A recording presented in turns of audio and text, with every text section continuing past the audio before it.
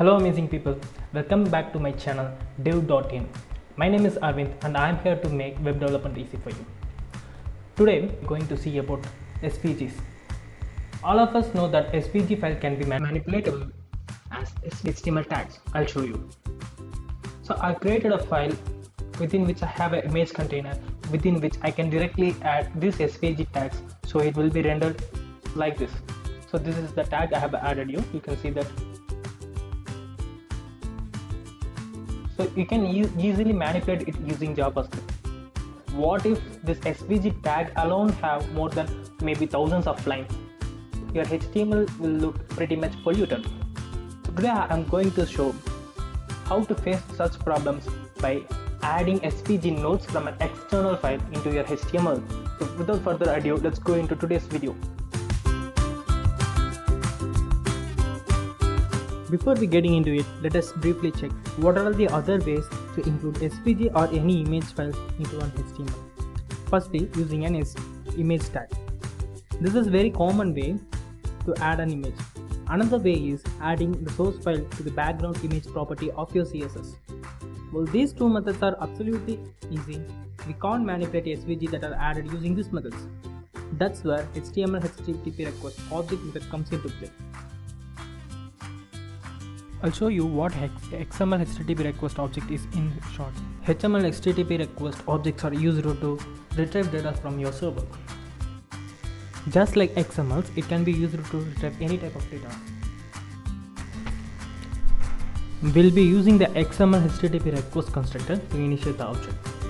And the following are the properties of this object.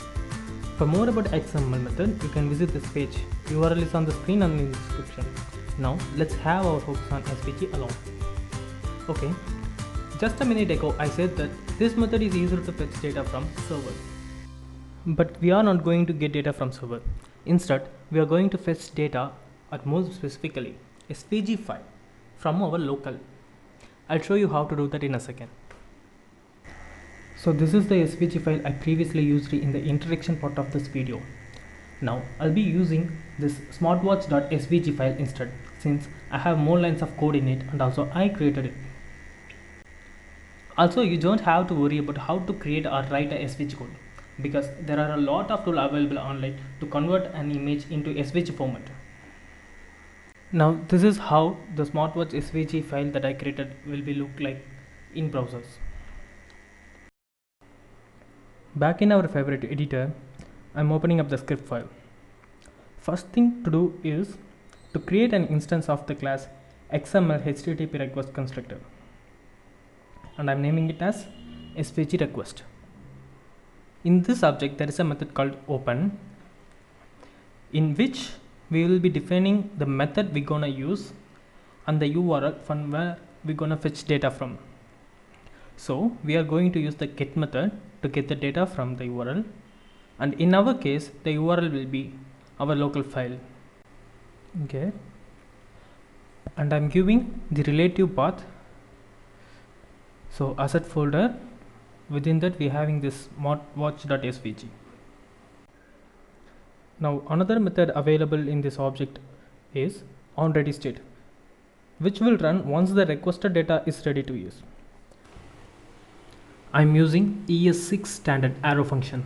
You can use ES5 as well. So in our object there is a property called ReadyState, which at this stage will equals to the value of 4. That means our fetching data is fetched and is ready to process. There is also other values for this ready state like 0, 1, 2 and 3. So here we are simply using 4, and if the data is ready, we are going to get that response. Here we have multiple properties at our disposals, like response XML, response URL, response type. Based on the data you received, you can use one of it. In our case it is XML.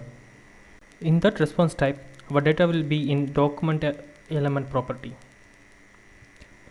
I'll show you that in detail in a minute. So I'm storing the data in a variable SVG element. Now let us console that value. In browser, when I open the console, we don't see anything. That is because when we created an instance, we defined the method and URL, and also we even wrote a function which will run after we fetch the data. But we didn't send the request yet. So we'll be using this .send method. Now back in the browser, we already can see the console value. So this is the flow. We create an instance using request constructor to initiate a request, and then we define the method and URL where the data is present. Following that, we send the request using send method.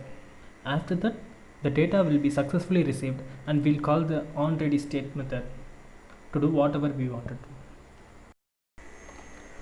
Now we witnessed our data or SVG tag is being received. Now we shall add it to our HTML. We have this image container within which we are going to add our data. Back in script, we'll use document.getElementById, and our ID name is image container dot inner HTML. So you see, we can't use this SVG elements since it is in it's an SVG object. So let me change its name first, and I'm creating one more variable SVG element. From our object SVG request, there is a method called response,